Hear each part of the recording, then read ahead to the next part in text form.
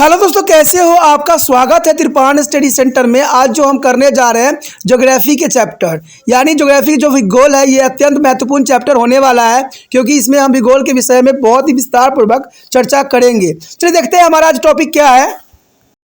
A landform produced by the sea wave. There is a last topic here. There is a landform produced by the sea wave here. We are aware to the fact that is a water is a oceans is a near at a rest. Here there is a rest. The tides wave is ocean current is a contribute to the restness of oceans. There are continuous of effect on the coastal create a number of relief feature. The work of sea wave as an agent of gradations on include evasion, transportation, and deposition. A number of topographical features are made through this is the action of waves. Such a features are found in the coastal regions. Let us study work of the sea wave in some more detail. The first here, erosion by sea wave. The sea wave have a great erosive force. In their role of the erosional agent, they are perform for a function. They are perform a four function here. When the sea water loaded with the rock fragments and the sand attack the coastal rock, it's called abrasions.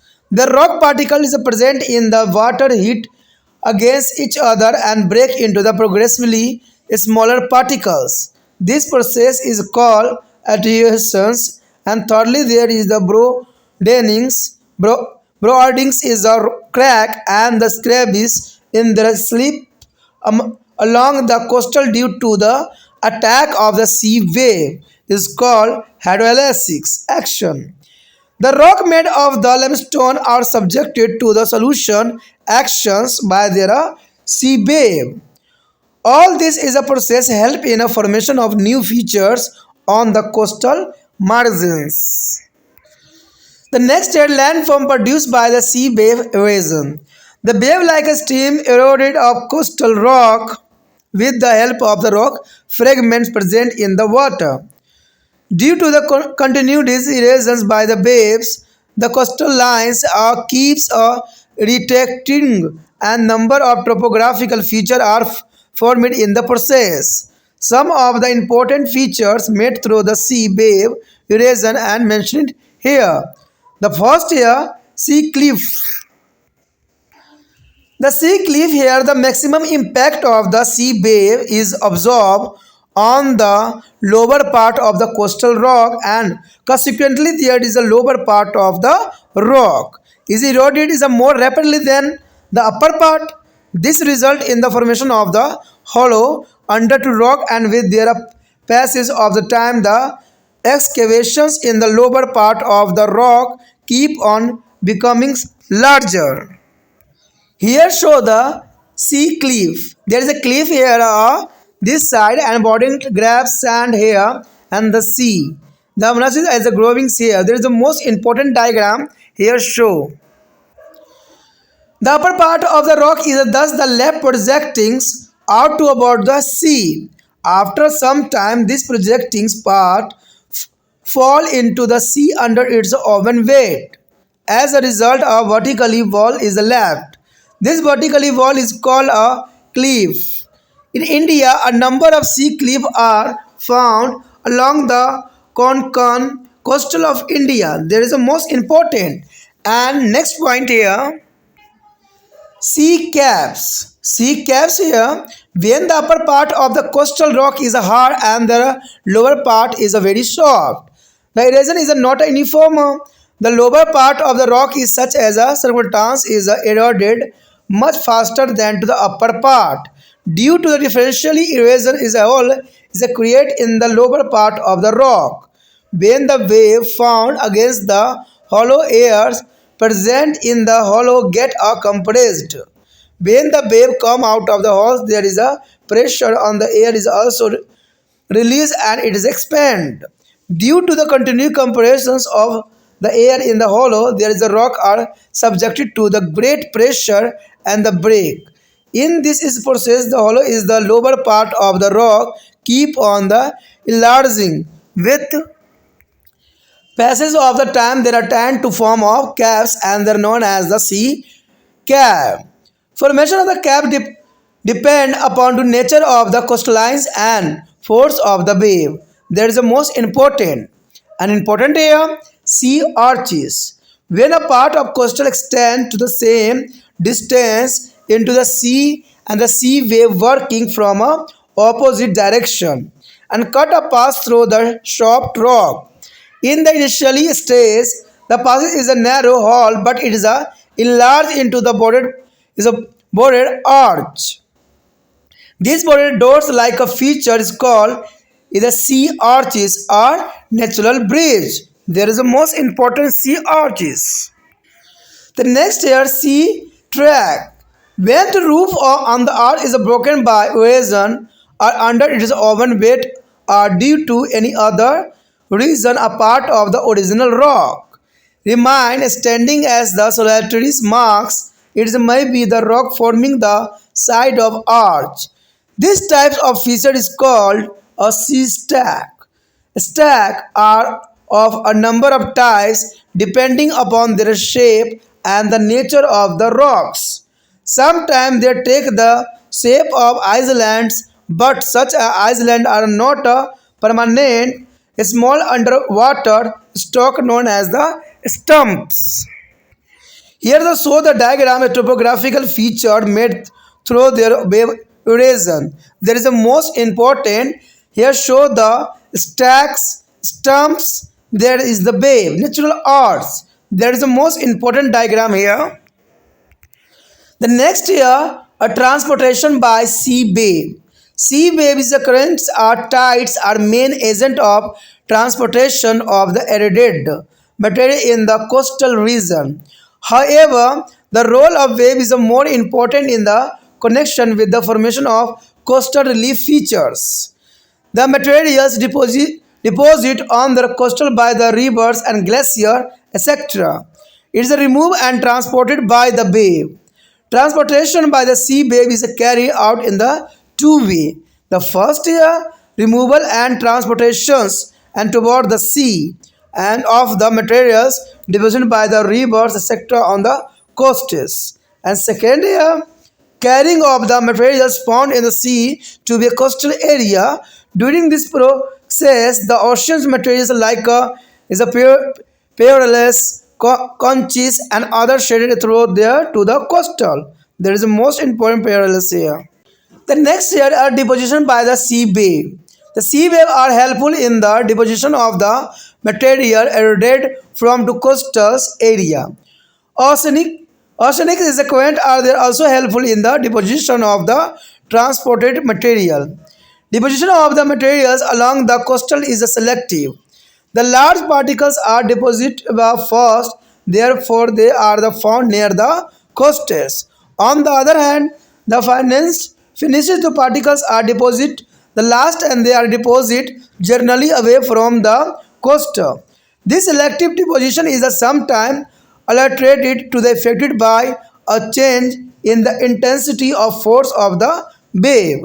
Thus, it is sometimes possible to find a very fine particle deposited near the coastal where generally large particles are deposited.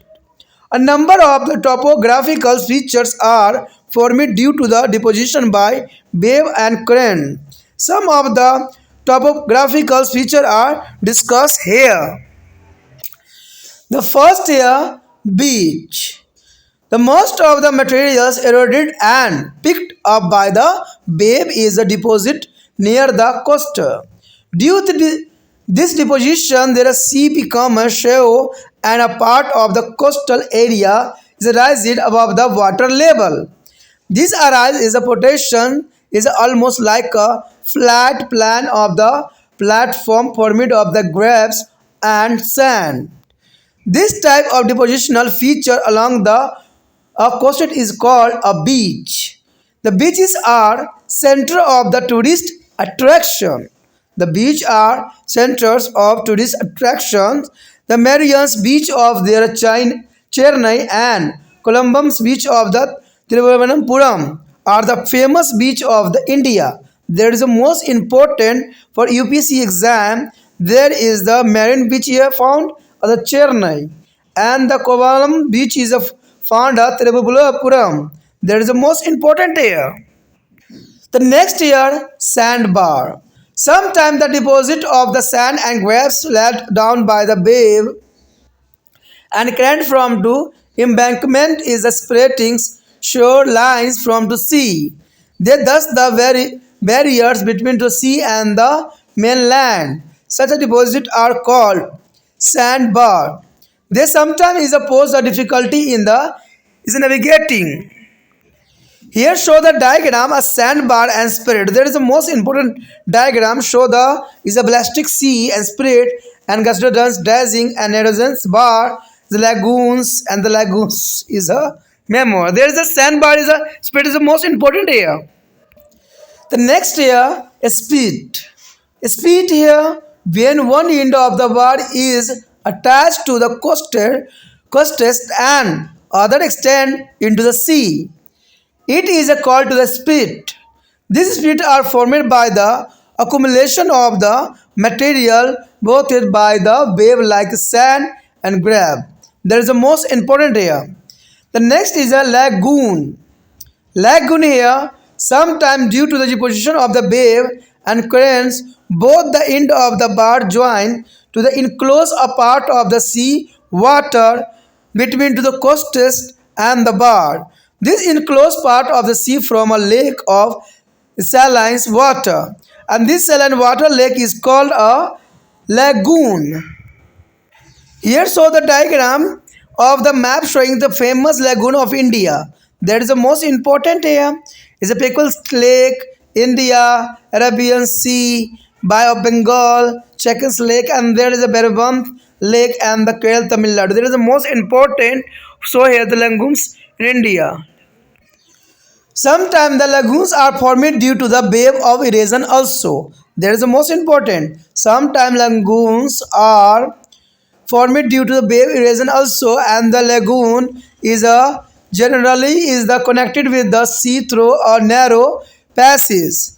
The Chilka and is a public lake on the northern eastern coastal lake is the Bambodem and the Corals coastal are example of the lagoon lake in India. That is the most important here. The Bambodem and Corals is a coastal are example of lagoons lake of India here. And here a topographical feature like beaches, bar, spirit and lagoons are formed by the action of wave. There is a most important here feature, topographical feature here, beaches, bar, spirit and lagoons are formed by the action of wave. हम जो यहाँ पर कर रहे हैं अत्यंत महत्वपूर्ण chapter Himani पवन और समुद्री तरंगों के कार्य, और इसके अंतर्गत जो है हमने दो पार्ट कर लिया है हिमानी और पवन। अब जो हम करने जा रहे हैं जो हमारा अगला टॉपिक है, अगला पॉइंट है समुद्री तरंगों द्वारा निर्मित असल कृतियाँ। देखिए समुद्री तरंगों द्वारा निर्मित असल कृतियाँ की क्या विशेषताएं होती है, ये जानना हमारे लिए बहुत रोचक रहेगा। कहते हैं हम जानते हैं कि समुद्र का जल कभी स्थिर नहीं रहता है। ज्वार भट्टों और तरंगों तथा समुद्री धाराओं के कारण समुद्री जल में जो हलचल मची रहती है, यानी समुद्र में देखोगे तो सदैव हलचल मची रहती है। कारण क्या है, समुद्र जो है सभी नदियों का जो है उद्गम स्थान है, और कहते हैं कि ये सारे स्थानों पर ये मिलता है। अगर देखा जाए अगर पहाड़ के क्षेत्रों से अगर पानी का जल धाराएँ बनती है तो सब के सब जो है समुद्र में जाके ही विलीन हो जाती है। तो देखा जाए तो समुद्र में हर तरह से जो है हर चीज़ की अवसादों को जो है लेके भरा पड़ा है, यानी बहुत मायने में समुद्र जो है इम्पोर्टेंट रखता है। तो यही बात यहाँ बताया गया है कि अगर उद्गम स्थान अगर हम मानते हैं हिमालय से पानी की अगर जाता है तो इसका जो है मिलन स्थान हम जो है समुद्र को कह सकते हैं। इसके निरंतर प्रभाव से समुद्र तट पर जो है अनेक स्थलकृतियाँ बन जाती है। तो जनरल सी बात है पानी की धाराएँ अगर आएगी तो स्थलकृतियाँ बनना एक स्वाभाविक बात ही रहेगा। तथा जल संतुलन के कारण कारक के रूप में तरंगे भी अपर्दन परिवहन और निक्षेपण कार्य करती है। देखिए तरंगे भी वही तीन कार्य करती है, अपर्दन परिवहन निक्षेपण कार्य करती है, जैसे सभी कर रहे थे। तरंगों में के इन कार्यों से जो है अनेक संस्कृतियाँ तटीय प्रदेश में पाई जाती है। तो आइए अब हम समुद्री तरंग के इन कार्यों का जो है कुछ विस्तार पूर्वक अध्ययन करने की कोशिश करें। तो सबसे पहले हमारे समक्ष है समुद्री तरंगों द्वारा अपरदन कार्य। ये बहुत काफ़ी इंपॉर्टेंट है कि समुद्री तरंगों में अपरदन की अपार शक्ति होती है। अपरदन के कारक के रूप में ये 4 क्रिया करती है। समुद्री जल एवं अपने साथ कंकड़, पत्थर और बालू को लेकर तटीय भूमि को काटती रहती है। तो इस क्रिया को जो है अब घर्षण कहते हैं, यानी कंकड़ों पत्थरों द्वारा जो है तटीय भूमि को काटना जो है अब घर्षण कहलाता है। और समुद्री जल में विद्यमान शैल कण आपस में टकरा कर टूटते फूटते रहते हैं। आपस में टकराएंगे तो टूटेंगे और फूटेंगे, तो जनरल सी बात है। और ये छोटे छोटे कणों में बदलते रहते हैं। इस प्रक्रिया को जो है हम संघर्षण कहते हैं, यानी टूटने फूटने छोटे कणों में बदलने की प्रक्रिया को हम जो है संघर्षण कहते हैं। समुद्री तट के जो है गुफाएं, क्लिफ के चारों तरफ छिद्रों के एक समुद्री तरंगे अब जो है अपने प्रभाव से चौड़ी करती रहती है। इसे हम जल चलिता क्रिया कहते हैं। चूने के शैलों से बनी तटीय भागों में तरंगे अपनी घोलन क्रिया द्वारा ये घुला देती है और इस प्रक्रियाओं से तटीय प्रदेश में नई संस्कृतियों के निर्माण में काफ़ी सहायता मिलती है। अगर हम पॉइंट की बात करें यहाँ पर तो कहते हैं समुद्री तरंगों के 3 प्रमुख कार्य हो गए, ये तो आपको पता ही होगा, अपरदन, परिवहन, निक्षेपण। और दूसरी बात यही कहता है कि अपघर्षण, संघर्षण, जल चलिता प्रक्रिया समुद्री तरंगों के अपरदन कार्य में काफ़ी सहायता करते हैं। उसके पश्चात हमारे समक्ष समुद्री तरंगों द्वारा अपरदन से बनी स्थलकृतियाँ। अब देखिए समुद्री तरंगों के द्वारा अपरदन से बनी स्थलकृतियाँ कैसी होती है। कहते हैं अगर नदी के तरंग भी जल में विद्यमान शैल खंडों की सहायता से शैलों के अपरदन करती है तो तरंगों द्वारा किए गए लगातार अपरदन कार्य के द्वारा जो है तटरेखा पीछे हटती चली जाती है और इस क्रिया में अनेक संस्कृतियों का निर्माण होता है। और इसमें से कुछ प्रमुख संस्कृतियों का विवरण यहाँ पर दिया गया है। तो देखते हैं हमारा पहला जो है समुद्री तरंगों द्वारा अपरदन से बनी संस्कृतियाँ क्या है। हमारे समक्ष जैसे कि आ गया है समुद्री भगु। समुद्री भगु क्या है? समुद्री तरंगों का सबसे अधिक प्रभाव तटीय प्रदेशों के निचले भागों में पड़ती है। ठीक है, निचले भागों में पड़ना है, स्वाभाविक बात है। परिणाम स्वरूप शैलों के जो निचले भाग हैं ऊपरी भागों की तुलना में जल्दी जो है कट जाते हैं और इसका परिणाम ये होता है कि शैलों के निचले भागों में खांच बन जाती है। जब खांच बनती है तो तरंगों के लगातार प्रवाह से चौड़ी और गहरी होती चली जाती है और शैलों के ऊपरी भाग समुद्र की ओर लटक रह जाता है, यानी समुद्र के ऊपरी की ओर ये लटक रह जाता है, जो कि काफ़ी इंपॉर्टेंट है। कालांतर में शैलों का यह लटका हुआ भाग अपने ही भार के टूटकर समुद्र में गिर जाता है, यानी लटका हुआ भाग जो है टूटकर समुद्र में गिर जाता है। परिणाम स्वरूप शैलों की एक ऊर्ध्वाधर दीवार खड़ी रह जाती है और इस दीवार की जो है भंगु कहते हैं, यानी ऊर्ध्वाधर की दीवारों की को जो हम भंगु कहते हैं।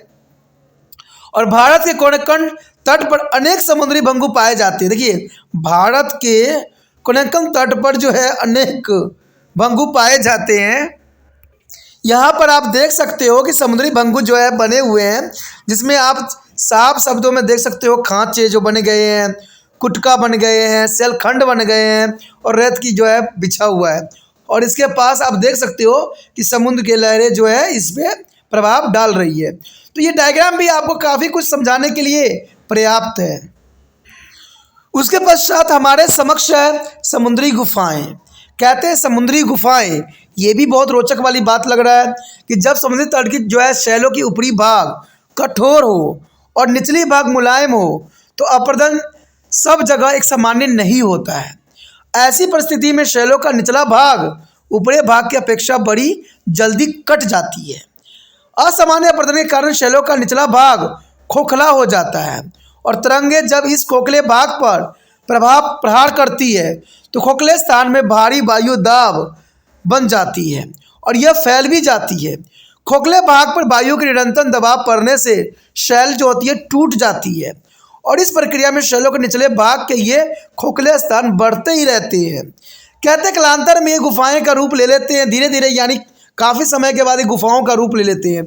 आपने देखा भी होगा कि समुद्र के किनारे जो है बड़े बड़े चट्टान से जो है गुफाओं का निर्माण होना एक स्वाभाविक बात है। जिन्हें हम समुद्री गुफाएं कहते हैं। इन गुफाओं का निर्माण तट की जो है प्राकृतिक और तरंगों की शक्ति पर निर्भर करता है, किस प्रकार के वहाँ पर तरंग उठ रही है। उसके पश्चात हमारे समक्ष समुद्री मेहराब। आखिर समुद्री मेहराब क्या है? जब तट का कोई भाग कुछ दूर तक समुद्र में चला जाता है, तब विपरीत दिशा में आने वाली तरंगें मुलायम शैल के आर पार छेद बना देती है। आरंभ में यह छेद छोटा होता है, लेकिन कालांतर में यह छेद बहुत बड़ा होकर एक मेहराब बन जाता है, और इन चौड़ी और दरवाजे जैसी स्थलाकृतियों को समुद्री मेहराब या प्राकृतिक पुल कहा जाता है। ये बहुत बड़ी बात इंपॉर्टेंट है। मेहराब बनना एक स्वाभाविक बात है, और ये छोटा सा छेद जो होता है धीरे धीरे बड़ा बन जाता है। उसके पश्चात हमारे समक्ष समुद्री स्तंभ। देखिए समुद्री स्तंभ क्या है? जब मेहराब की छत अपरदन के द्वारा या अपने ही बोझ से या अन्य किसी कारण से टूटकर गिर जाती है, तो मुख्य शैल का एक भाग अलग खड़ा रहता है, और यह मेहराब को बनाने वाले शैल का एक पार्श्व भी हो सकता है। ऐसे संस्कृतियों को समुद्री स्तंभ कहते हैं। यानी ऐसा बना हुआ आकृति को जो होता है समुद्री स्तंभ कहलाता है। और शैलों की जो है प्राकृतिक और अपनी जो है आकृति के आधार पर समुद्री स्तंभ कई प्रकार के होते हैं। कभी कभी तो ये द्वीपों का रूप धारण कर लेते हैं, लेकिन ऐसे द्वीप स्थायी नहीं होते हैं, और समुद्री जल में डूबे छोटे छोटे स्तंभों को जो है ठूठ कहते हैं। यानी जो छोटे से स्तंभ होते हैं उसको ठूठ के नाम से जाना जाता है। यहाँ पर आप डायग्राम में देख सकते हो कि हमने जितने भी बात पढ़े हैं तरंगों अपरदन द्वारा बनी स्थलाकृतियाँ। देखिए प्राकृतिक मेहराब आपको दिख रहा होगा, तो ये जनरल सी बात है मेहराब बनना। यहाँ आपको स्तंभ भी दिख रहा होगा, स्टॉप भी दिख रहा होगा, और निचला ज्वार भी दिख रहा होगा। तो यही जो है प्राकृतिक मेहराब बनना समुद्र के पास एक जो है एक विशेष घटना होती है, जो आपको हर एक क्षेत्र में देखने को मिल जाएगा समुद्री किनारों में। उसके पश्चात हमारे समक्ष आता है समुद्री तरंगों द्वारा परिवहन। कहते हैं समुद्री तरंगे धाराएं और जो है ज्वार भट्ट तटीय प्रदेश में अपरदन से प्राप्त पदार्थों के परिवहन के प्रमुख कारण है। लेकिन तटीय स्थलाकृतियों का निर्माण में समुद्री तरंगों का कार्य अधिक महत्वपूर्ण होता है। नदियों और हिमानियों द्वारा समुद्र तट पर जो है जमा किए गए पदार्थों का परिवहन तरंगों द्वारा ही होता है। तरंगे परिवहन का कार्य दो प्रकार से हो सकती है, और ये दो प्रकार क्या है देखते हैं। एक तो हमारे समक्ष है नदियों तथा अन्य कारकों द्वारा समुद्री तट पर लाए गए पदार्थों की तरंग समुद्र में बहकर ले जाती है। आपको पता ही है कि समुद्र जो है बहुत विस्तृत है, और इसके साथ जो है कई तरह के जो है मटेरियल आना एक स्वाभाविक बात है। समुद्र से प्राप्त पदार्थों के तरंगे पर ले जाते हैं, और इस प्रक्रिया के द्वारा ही समुद्र पदार्थ जैसे मोती, शंख और शिप आदि जो है समुद्र तट पर आ जाती हैं। अगर बात हम यहाँ करें समुद्र तरंगों के परिवहन कार्य से समुद्र तट पर जमा हुए पदार्थ समुद्र में चले जाते हैं, और समुद्र से प्राप्त पदार्थ तट पर आ जाते हैं। उसके पश्चात हमारे समक्ष समुद्री तरंगों द्वारा निक्षेपण। देखिए समुद्री तरंगों द्वारा निक्षेपण कैसे होता है। समुद्री तरंगों तटीय जो है क्षेत्रों के अपरदन से प्राप्त पदार्थों के निक्षेपण में काफ़ी सहायता करती है, और इस निक्षेपण कार्य में तरंगों के साथ साथ समुद्री धाराएं भी काफ़ी मदद करती है। तट के पास पदार्थों के निक्षेपण का एक क्रम होता है। सबसे पहले बड़े शैल खंडों का निक्षेपण होता है, अंत वह तट के निकट पाए जाते हैं, क्योंकि जो जितना पास होता है उस पर उतना ही अधिक प्रभाव पड़ता है। दूसरी ओर सबसे महीन कणों का निक्षेपण सबसे बाद में होता है, अंत वह सामान्यतः तट से दूर जमा होता ही रहता है। तरंगों की तीव्रता और शक्ति में अंतर आ जाने के कारण निक्षेपण का क्रम प्रभावित होता है। समुद्री तरंगों धाराओं द्वारा पदार्थों के निक्षेपण से अनेक संस्कृतियों बन जाती है। इनमें से कुछ विवरण नीचे दिया गया है। चलिए देखते हैं कि समुद्री तरंगों और धाराओं से कौन कौन से बनते हैं। सबसे पहले तो है बीच यानी बालू तट। समुद्री तरंगों द्वारा तट के अपरदन से जो पदार्थ प्राप्त होते हैं वो सामान्यतः तट के निकट ही जमा हो जाते हैं, और इस निक्षेपण के कारण तट के आसपास का क्षेत्र उथला होकर पानी के जो है बाहर आ जाता है, और बालू के कंकड़ और बजरी का लगभग समतल मैदान सब बन जाता है। तट के पास निक्षेपण से बनी इस संस्कृतियों के बीच या बालू तट कहते हैं, और ये बीच जो है बालू तट पर्यटकों के लिए आकर्षण के केंद्र होते हैं। चेन्नई का जो है मरीना बीच जो है त्रिपुरम का जो है कोवलसर बीच भारत के प्रसिद्ध बीच में से माना जाता है। उसके पश्चात हमारे समक्ष है बालू रोधिका। बालूरोधिका क्या है? कभी कभी समुद्र तट के निकट तरंगों और धाराओं के निक्षेपण कार्य द्वारा बालू और बजरी के तटबंध बन जाते हैं, जिससे तट रेखा समुद्र से अलग हो जाता है। अंत वह मुख्य भूमि और समुद्र के बीच अवरोध बन जाते हैं। इस प्रकार के निक्षेपों को ही बालूरोधिका कहते हैं और यह कभी कभी समुद्री यातायात के लिए कठिनाई पैदा कर देती हैं, जैसा कि यह चित्र में भी दिखाया गया है। यहाँ पर आप देख सकते हो कि बालूरोधी या जूही शिफ्ट आपको दिखाई देगा, यानी भूजिया, मैमल, लेगून, रोधिका और लेगून। तो ये जो है काफ़ी इम्पोर्टेंट है, जिसको हम यहाँ समझ सकते हैं। कहते हैं उसके बाद हमारे समक्ष आता है भूजिया यानी शिफ्ट। जब रोधिका का एक छोर तट से जुड़ा हुआ होता है और दूसरा छोर समुद्र की ओर निकला रहता है तो इसे हम स्विफ्ट कहा जाता है। और इस जो है जीवरिजु का निर्माण तरंगों द्वारा लाए गए पदार्थ जैसे बालू और कंकरों के एकत्र होने से ऐसा संभव होता है। अगर हम बात करें लेगून की, तो लेगून जो है कभी कभी समुद्री तरंगों और धाराओं के द्वारा निक्षेपण से रोधिका के दोनों ओर छोर एक दूसरे से जुड़ जाते हैं और समुद्री जल का कुछ भाग तट और रोधिका के बीच घिर जाते हैं। समुद्र का यह घिरा हुआ भाग खारे पानी की एक झील बन जाती है। खारे पानी की झील को लेगून कहते हैं और कभी कभी इसका निर्माण जो है तरंगों के अपवर्तन कार्य के द्वारा भी होता है। लेगून सामान्यतः एक संकरे मार्ग द्वारा समुद्र से भी जुड़े हुए होते हैं। भारत के उत्तर पूर्वी तट पर जो है चिल्का और पुलिकट झील और केरल की नायडा झील लेगून के सबसे अच्छे उदाहरण में से माने जा सकते हैं। समुद्री तरंगों के निक्षेपण कार्य से जो है पुलिन, रोधिका, जुआ और लेगून नामक संस्कृतियों का निर्माण होती है, जो कि बहुत इम्पोर्टेंट है। यहाँ पर आप देख सकते हो कि भारत के प्रसिद्ध लेगून, भारत कई क्षेत्रों में लेगून जो है देखने को मिलेगा, चाहे पुलिकट झील हो, बंगाल की खाड़ी हो, तमिलनाडु हो, केरल हो, बेनाद झील हो, तो ये सारे के सारे जो है भारत के प्रसिद्ध लेगून हैं और ये काफ़ी इम्पोर्टेंट भी है और काफ़ी ज़रूरी भी है। दोस्तों इस चैप्टर में हमने बहुत कुछ समझा, बहुत कुछ जाना और ये हमारे लिए काफ़ी पर्याप्त थी, ठीक है। तो ये इसी के साथ हमारा ये चैप्टर भी खत्म हो जाता है। अगला चैप्टर जो है अत्यंत महत्वपूर्ण है, तो अगला चैप्टर देखना मत भूलना, ठीक है। अगर अच्छा लगा तो लाइक शेयर सब्सक्राइब करना भी नहीं भूलना है। इसमें दो बातें इंपॉर्टेंट रहता है कि पहला ये कि जितना हो सके इस वीडियो को दूसरे बच्चे तक पहुँचाने में आपने तिरपान सेंटर का हेल्प करना है।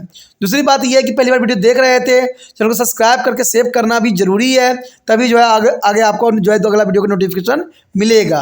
अगर सेव नहीं कीजिएगा तो आप जब भी रिसर्च कीजिएगा कोई भी जो है टॉपिक, तो आपको तिरपान सेंटर द्वारा बनाया गया टॉपिक प्राप्त नहीं होगा, उस जगह वो टॉपिक प्राप्त होगा जो पहले से यूट्यूब पे मौजूद है। अगर आपको तिरपान स्टडी सेंटर अच्छा लगता है तो सब्सक्राइब करके रखने में ही समझदारी है।